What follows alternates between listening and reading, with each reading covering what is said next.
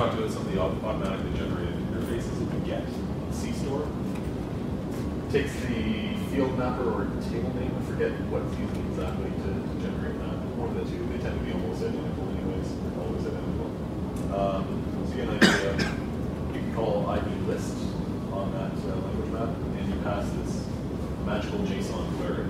The JSON query drives you nuts if you're a SQL person who love standardized query language, and you know how to go in and missing that query colon there. That's no good.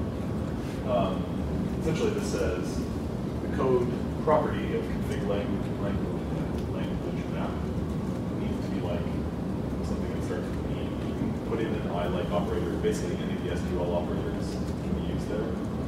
I think the idea is that it's a nice compact and a controlled set of query language rather than allowing you to pass any sort of SQL that could be a delete statement or it could be an update statement, could be something evil that we come in, right? This controls sort of against SQL rejection.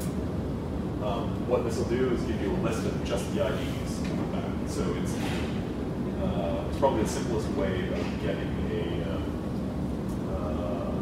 getting a list back and not necessarily having to get all the overhead of the complete object coming back for the whole thing. If you do search, instead, it has the same sort of JSON query. In this case, just code equals A. Then you'll get the complete objects back, the complete set of objects back.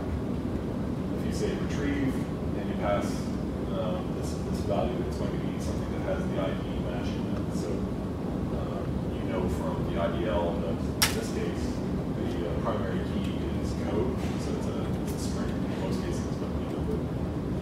And you've got create, update, delete. So you can just pass the ID from delete. With create, update, you can actually pass the objects.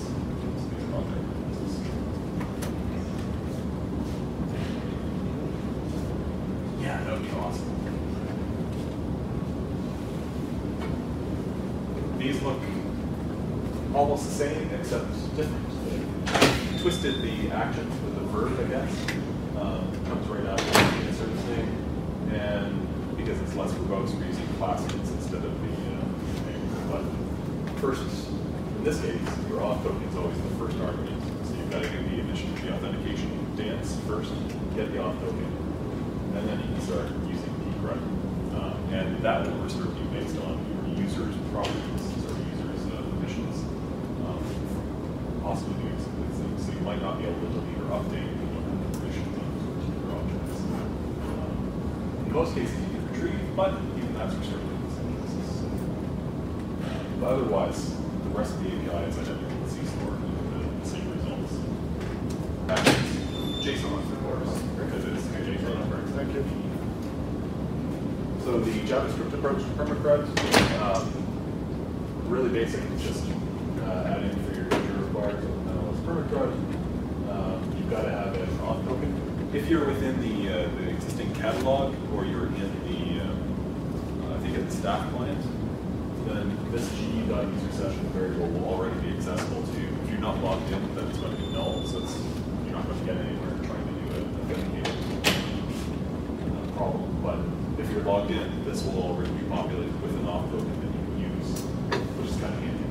So in this case, we're actually just creating a session and passing the auth token at the session level. And because it's a JavaScript API, it makes your life a lot easier because pass it then rather than having to pass it for each of these methods. And you get sort of variants on what we saw for Pcrud, retrieve all. We'll just give you everything, the entire, every entry. So don't do that against, say, biblio.record entry or BRE if you've got millions of records in it, because that'll do. But it's useful for something like language methods. Retrieve, again, we do the class in, so CLM and ID, ENG or FRA. We've got the update and eliminate. So there is, this might be a problem. Delete is defined as a JavaScript protected keyword. And my counterparts have created a Pcrud.delete method, which unfortunately triggers, I think, Opera's JavaScript alert, and it just shuts down and says you used a protected keyword. So I gave it an alias of eliminate, but I think Opera still has a problem because it still parses the rest of the JavaScript and sees delete is used. Rather than saying, oh, you've used a protected keyword, it's not really defined for anything, but go ahead and just freeze it. And apply. So the difference here is that we're passing a list of objects. So an example of where this is useful is, say you're updating, you've got a library. The library has attached to it as an object, it has an address object, and it's got an hours of operation object. Those are all different objects. It's not so bad if you're updating them, but if you're trying to delete them, they have dependencies on each other in the database. So if you try and delete them one by one, you're going to have to, you would have to start with the bottom ones, issue that transaction, issue that as a single request, and go back and back and back, and do it as 3 separate requests. If, however, you get those 3 objects that have all the dependencies, and you call the isDeleted property on each one of them, pass that list to Pcrud.eliminate. It'll do all that in a single transaction. So it opens up the commit, issues the 3 separate deletes under the covers, and then issues the